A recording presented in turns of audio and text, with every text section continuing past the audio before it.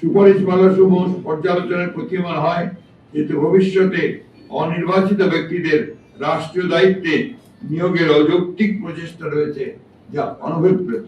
আজকে যে বিষয়ে আমরা আপনাদের সঙ্গে কথা বলবো, এটা অত্যন্ত গুরুত্বপূর্ণ বিষয়। আন্দোলন সংগ্রামের ধারাবাহিকতায় 2024 জুলাই আগস্টের অভূতপূর্ব ছাত্র জনতার গণঅভ্যুত্থানের মধ্য দিয়ে বাংলাদেশের মানুষ ফ্যাসিবাদ মুক্ত হয়। গণঅভ্যুত্থানের আকাঙ্ক্ষা অনুযায়ী সাম্য, মানবিক মর্যাদা, সামাজিক ন্যায় বিচার ভিত্তিক এবং বৈষম্যহীন একটি শক্তিশালী গণতান্ত্রিক রাষ্ট্র বিনির্মাণের প্রত্যাশা পূরণের জন্য দেশের জনগণ অপেক্ষমান। ফ্যাসিবাদ উত্তর রাষ্ট্র সংস্কার নিয়ে নানা প্রস্তাব আর মতামত উঠে এসেছে সংস্কার কমিশনের রিপোর্টের মাধ্যমে। এখন গণতান্ত্রিক শক্তি সমূহের অন্তর্ভুক্তিমূলক বৃহত্তর ঐক্যের মাধ্যমে সংস্কার প্রস্তাব সমূহ গৃহীত বাস্তবায়ন করা আবশ্যক। জনপ্রত্যাশা অনুযায়ী সংস্কার প্রস্তাবগুলোর সাংবিধানিক ও আইনি ভিত্তি প্রদানের জন্য একটি নির্বাচিত সংসদে কেবল উপযুক্ত ফোরাম। বিদ্যমান ফ্যাসিবাদ বিরোধী জাতীয় ঐক্য দেশের মানুষের মূল চালিকা শক্তি। এই ঐক্যকে অক্ষুণ্ণ রেখে এই দেশকে এগিয়ে নিয়ে যেতে হবে, এর কোনো বিকল্প নেই। এই ঐক্যের চর্চাকে আমাদের রাজনৈতিক সংস্কৃতিতে পরিণত করতে হবে। আমরা এমন কোন পদক্ষেপ নিতে পারি না যাতে করে ফ্যাসিবাদ বিরোধী জাতীয় ঐক্য, গণঐক্য বিনষ্ট হয় অথবা ফাটল ধরে। সংস্কারের উদ্দেশ্য হলো জনগণের জীবনমানের উন্নয়ন, জনসাধারণ জীবন ও সম্পদের নিরাপত্তা বিধান এবং জবাবদিহিতা ও আইনের শাসন নিশ্চয়তা বিধান করা। সর্বোপরি দেশের স্বাধীনতা সর্বত্র সুরক্ষিত করা। সংস্কার আগে, নির্বাচন পরে কিংবা নির্বাচন আগে, সংস্কার পরে এই ধরনের অনাবশ্যক বিতর্কের কোনো অবকাশ নেই। যেহেতু সংস্কার একটি চলমান প্রক্রিয়া, সংস্কার ও নির্বাচন প্রক্রিয়া দুটোই একসাথে চলতে পারে। রাজনৈতিক দলগুলোর ঐক্যমতের ভিত্তিতে একটি চ্যাপ্টার রিফর্ম সংস্কার সনদ তৈরি হতেই পারে। নির্বাচিত সরকার পরবর্তীতে যা বাস্তবায়ন করবে। নিরপেক্ষ জাতীয় নির্বাচন অনুষ্ঠানের আয়োজন করা এবং নির্বাচিত সরকারের নিকট দায়িত্ব হস্তান্তর করা।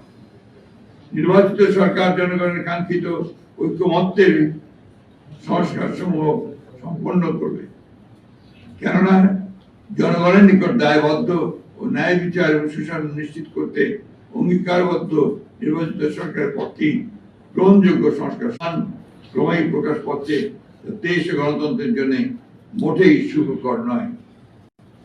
প্রিয় সাংবাদিক ভাই ও বোনেরা, জাতীয় ঐক্যমত্য কমিশন কর্তৃক প্রেরিত স্প্রেডশিটে যে অপশন পছন্দ করে ঘরে ঠিক চিহ্ন দিতে বলা হয়েছে, তাতে একটি বিষয়ে প্রতিবাদ হয়েছে যে বিষয়গুলো প্রস্তাব আকারে আসতে পারত, তা প্রস্তাব না রেখে লিডিং কোশ্চেন আকারে হ্যাঁ বা না উত্তর দিতে বলা হয়েছে।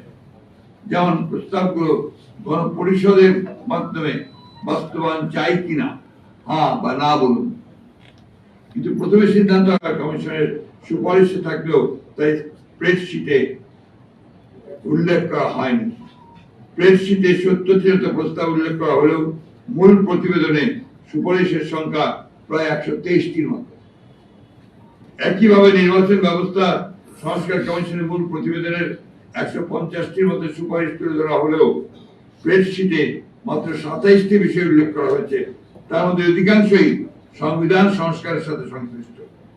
তাই আমরা মনে করছি স্প্রেডশিটের সাথে মূল নির্ধারিত কর্ম পরিকল্পনার অংশ গণতন্ত্রের স্বার্থের পক্ষে কিনা এটা বলা মুশকিল।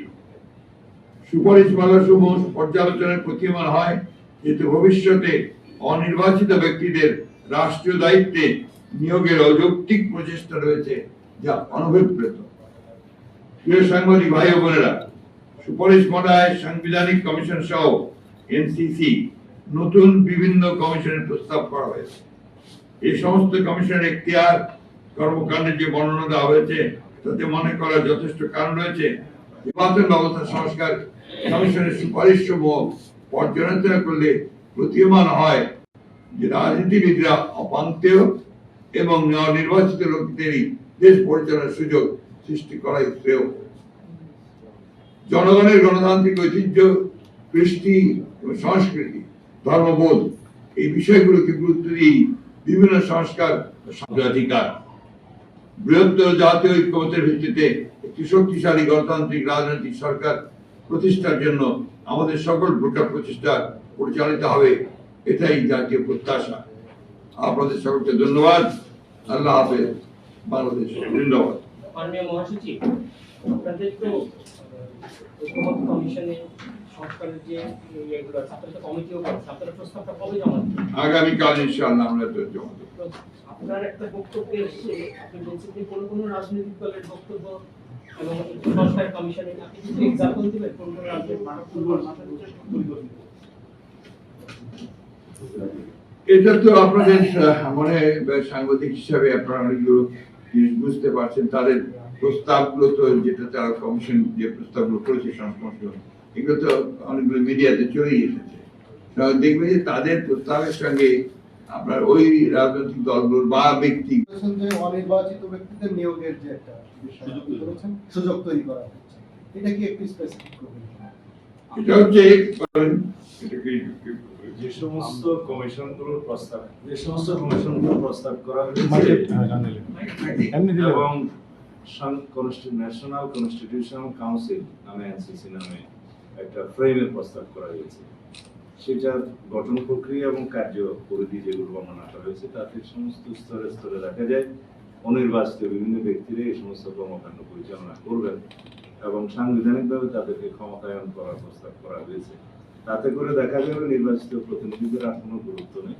প্রায় সকল গুরুত্বপূর্ণ কার্যাবলী রাষ্ট্রে অনির্বাচিত প্রতিনিধিদের সমন্বয়ে সম্পন্ন হবে, যদি এগুলো গৃহীত হয়। তবে আগেও আপনার সেনাবাহিনী সহযোগিতা করেছে, এখনো করবে, সেটা একটু স্বাভাবিক। মানে গত কয়েকদিন ছাত্র আন্দোলন থেকে শুরু করে বিভিন্ন সংগঠন আওয়ামী লীগ নিষিদ্ধের দাবিতে বিভিন্ন এই বিষয়ে আমি এখনই কোনো কমেন্ট করবো না, দয়া করে এটাকে ডাইভার্ট করবেন না এখন। Thank you.